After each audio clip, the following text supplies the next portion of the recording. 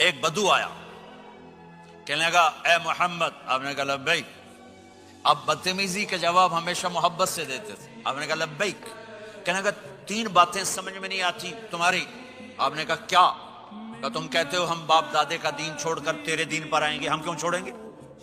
اچھا، اور کہ تم کہتے ہو روم فتح ہو جائے گا، ایران فتح ہو جائے گا، اتنے بڑے بادشاہ تیرے فقیر بندے کیسے فتح کریں گے؟ اچھا، تیسری کہ تم کہتے ہو مر کے مٹی ہو کر پھر زندہ کیے جائیں گے، کون زندہ ہوا ہے آج تک؟ کوئی بیو دادا ساڈا اٹھی تے قبریں سارے موئے پہ کتھوں آ گئے؟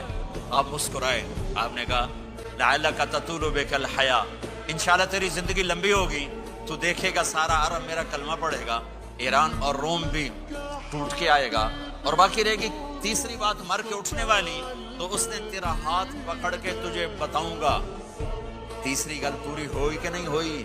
وہ کہنے لگا میں نہ مانوں، بڑا کوئی تکڑا ہے، واپس ہی ٹر گیا۔ جب مکہ فتح ہوا، عرب مسلمان ہو گئے، کہنے لگے بھی ایک غلطہ ہو گئی۔ حضرت عمر کے زمانے میں ایران بھی فتح ہو گیا اور روم بھی فتح ہو گیا، کہنے لگے دوئی بھی ہوگی کہ دیں تری ہو ہی نہ جاوے، بلیا کلمہ پڑھ لے۔ تو اس نے کلمہ پڑھا اور ہجرت کر کے مدینے آ گیا اور زندگی مدینے گزاری۔ حضرت عمر جب وہ آتا ان کی مجلس میں، حضرت عمر اس کو فل پروٹوکول دیتے، تو صحابہ حیران ہوتے، ایک بدو کے لیے عمر جیسا بندہ پروٹوکول کیوں دیتا ہے؟ تو ایک دن انہوں نے فرمایا میں تمہیں بتاؤں میں سے کیوں پروٹوکول دیتا ہوں؟